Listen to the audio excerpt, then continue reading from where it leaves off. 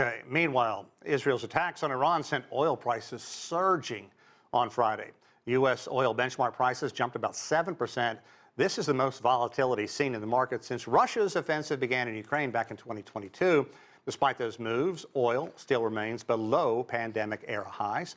Global markets, though, are sliding on the unrest in the Middle East. Okay, let's get some more on this developing story. And for that, we are now joined by Barbara Slavin. She is a distinguished fellow at the Stimson Center in Washington, D.C., with a focus on the Middle East as well as North Africa. Barbara, thank you for taking time to chat with us.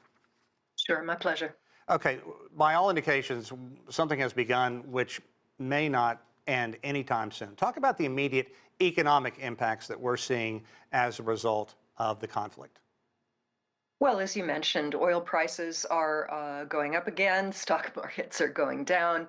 I think what's most disturbing is that we're in for a period of economic uncertainty for very important and powerful and wealthy countries in the Persian Gulf. And this is, of course, what they hope to avoid. It's really shocking. You know, we had a diplomatic process that was ongoing. Unfortunately, President Trump appears to have lost patience and was egged on to support the strikes by the Israelis after his self-imposed deadline for a deal passed. And so I think it's going to most likely increase inflation. It probably increases the chances of a recession in the United States, and it's going to have a ripple effect on economies all around the world. Let's talk a bit more about the U.S. reaction. Been following the story since it happened. And we know on Monday, President Trump talked to Benjamin Netanyahu. And at the time, Trump allegedly urging him not to attack Iran. This is just 5 days ago. So what happened? And secondly, we now know that Iran is doing everything it can to voice major concern in saying that the U.S. is complicit in this attack. How is that going to affect the United States moving forward? Well, you know, I think the real problem was that the United States, in presenting a proposal to Iran, put forward unrealistic demands. There was talk at the beginning of this process that the U.S. would accept an Iranian rollback of its nuclear program with more monitoring by the IAEA, Iran sending out its stockpile of highly enriched uranium.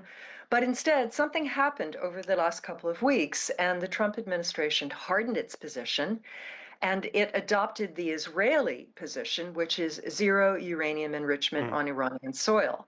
Iran has always refused this. This is why it took so long to get the Joint Comprehensive Plan of Action.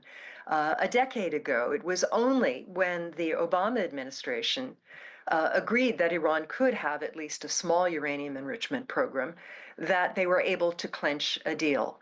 So was it the Israelis who insisted on this? Who insisted on these maximalist demands? And of course, the Iranians rejected that. And then I mean, I'm just speculating here that Netanyahu said to Trump, look, the Iranians haven't accepted your proposal and your deadline is up.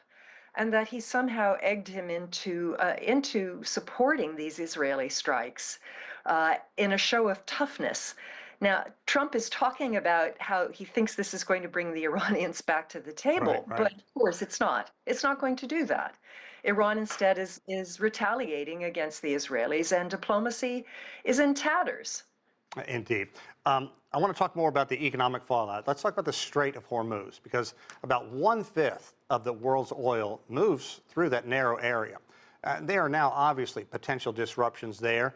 Talk about the possible implications, and clearly this is not over. We know that Israel now is vowing to strike back against Iran for its attacks in Tel Aviv and other areas.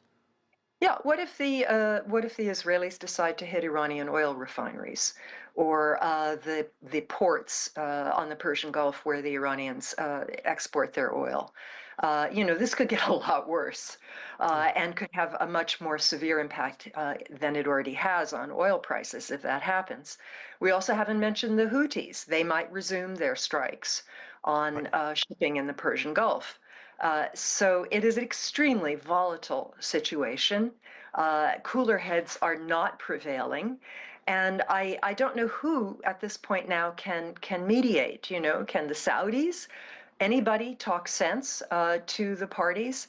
Bibi Netanyahu has been wanting to hit Iran's nuclear facilities for decades, and Trump gave him, if not a green light, then certainly the yellow light to go ahead. You know, and a couple of things. I was here last night when this happened and saw Netanyahu's statement that he made about 4 o'clock in the morning local time, and it was made in English, so certainly it was going to an international audience. Let's talk about how his message there, why he was reaching out to an international audience, and are you concerned that this escalating conflict is going to adversely impact foreign investment in that region?